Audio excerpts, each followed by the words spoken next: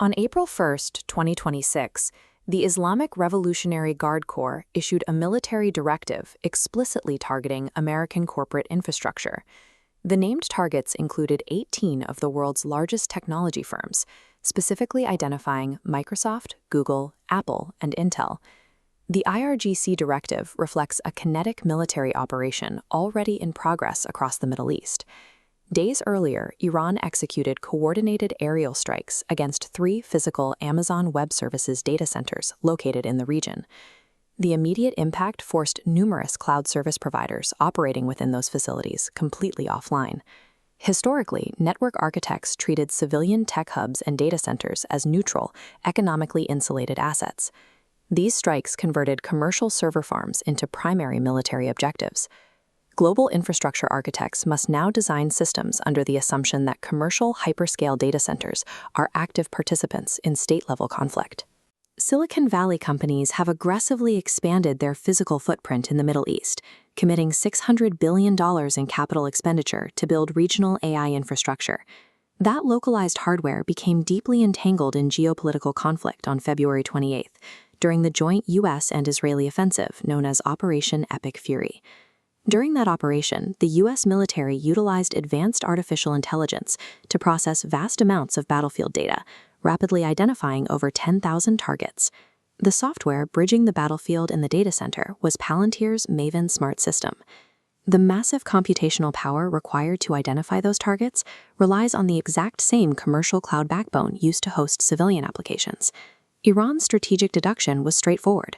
If a commercial cloud provider processes the targeting data used for a drone strike, that provider is an active combatant. By monetizing military AI contracts, American technology giants inherently stripped their global physical infrastructure of its civilian protection. Simultaneous to the physical strikes, state-backed hacking collectives like Handala and MuddyWater initiated the non-kinetic phase of this hybrid threat. Unit 42 mapped the offensive, over 7,300 phishing URLs across 1,900 hostnames. These groups abandoned easily detectable typo squatting, like misspelling a domain name. Instead, they deployed subdomain impersonation, nesting correctly spelled brand names like Microsoft as subdomains attached to a malicious root URL. This structural manipulation exploits the human psychological habit of reading from left to right. Because the specific brand name is spelled perfectly, these lures bypass automated email gateway filters designed to catch basic errors. The recipients of these sophisticated phishing attempts are the direct employees of the 18 targeted technology corporations. These infiltration campaigns bypass traditional data theft or financial extortion. State-aligned groups ignore the financial incentives of standard ransomware in favor of infrastructure neutralization. The strategy utilizes human psychology to breach fortified perimeters and establish a foothold for absolute system destruction. Once a network is breached, the attackers deploy a highly specific malware payload known as the Sicarii ransomware variant. Sicarii operates entirely as a wiper. It systematically, mathematically zeroes out the host's server data, permanently destroying it. Paying a ransom is technically useless. The software generates no decryption key, rendering recovery of the affected sectors impossible. This operational tempo introduces a logistical paradox. Iranian cyber offensives have continued uninterrupted, despite the country suffering a 99% domestic internet blackout.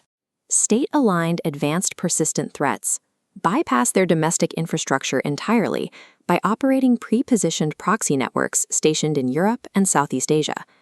The Sicarii malware, planted months earlier through subdomain phishing, sits dormant inside Western servers, awaiting an asynchronous activation signal from these external proxies. These distributed proxy networks actively blur the lines between state intelligence operations and private criminal syndicates. Severing an adversary's domestic internet is tactically irrelevant when their destructive capabilities are already pre-deployed within your own network perimeter. When the physical AWS strikes and the Sicarii wiper attacks succeed simultaneously, the damage scales outward. Hyperscale cloud architecture relies on automated disaster recovery protocols to manage localized outages. When the UAE and Bahrain data nodes abruptly died, millions of server requests rerouted to secondary locations. This sudden migration of data overwhelmed global redundancies, triggering severe latency traffic jams and secondary node failures far outside the Middle East. The real-world consequence of this digital cascade materialized in March 2026 during the attack on Stryker. Stryker manufactures critical medical devices and hospital robotics, serving approximately 150 million patients globally. Their global operations were crippled without a single direct physical attack. They failed because their downstream cloud infrastructure dependencies collapsed. A localized server failure in a war zone directly causes life-saving hospital equipment to freeze in non-conflict zones. Major enterprise software platforms like Snowflake and Red Hat experienced identical bottlenecks caused by cascading load balancing failures. Hyperscale cloud architecture functions as a tightly coupled system, where localized destruction generates failures that ripple through global dependencies. The world's most valuable technology companies are now active, highly targeted military infrastructure. The severity of the compromised data reflects this reality, illustrated by the sale of classified F-35 fighter jet blueprints on dark web markets. The April 1st deadline presents three strategic scenarios: kinetic escalation, economic pressure via bluffing, or a planned distraction for deeper cyber infiltration. Historical threat intelligence points directly to the third scenario. Hacktivist groups going quiet typically indicates active, silent execution within compromised networks.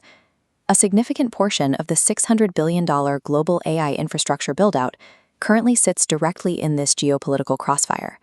Cybersecurity philosophy must adapt. Perimeter defense is obsolete against pre-positioned state proxies.